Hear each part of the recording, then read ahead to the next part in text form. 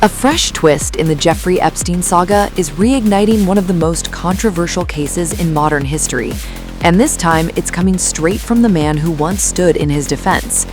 Veteran lawyer Alan Dershowitz is now making explosive claims, challenging long-standing narratives, dismissing conspiracy theories, and even hinting that Epstein had damaging information on just one person.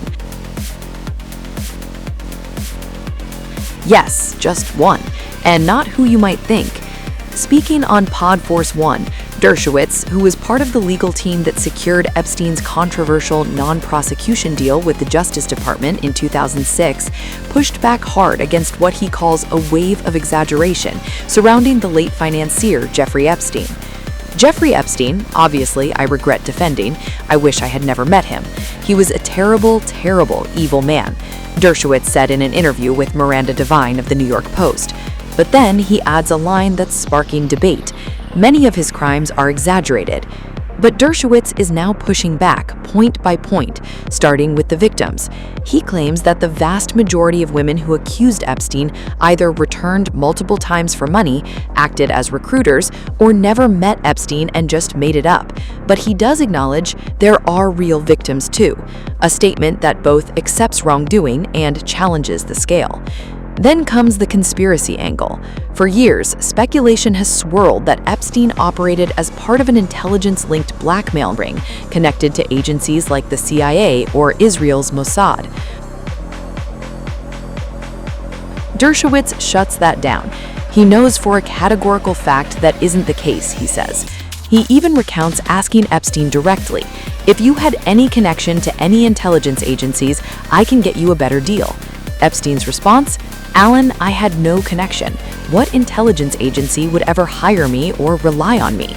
Dershowitz claims he went further, saying he confirmed this with Mossad and found no evidence of any CIA link either. But the theory didn't come from nowhere. A 2018 report by the Daily Beast cited an anonymous source claiming that former U.S. Attorney Alexander Acosta was told to back off Epstein because he belonged to intelligence. Acosta later distanced himself from that claim publicly and privately told the Justice Department he had no knowledge of Epstein being an intelligence asset. Still, the suspicion lingered, and now Dershowitz is trying to shut that door. He also addresses one of the biggest questions surrounding Epstein's death: suicide or something else. Dershowitz says suicide. His reasoning, he was a hedonist, and according to him, the idea of Epstein running a massive blackmail operation is also overstated. "I don't think he was blackmailing people," he says, though he admits Epstein may have collected information on others, possibly for self-defense. But then comes the line that's grabbing headlines. "Epstein categorically told me that he had nothing on Donald Trump at all, that Donald Trump had done nothing wrong whatsoever. And then he had something on only one person, just one." Dershowitz refuses to name that individual, but he offers a clue. Not a political figure, just a well-known person.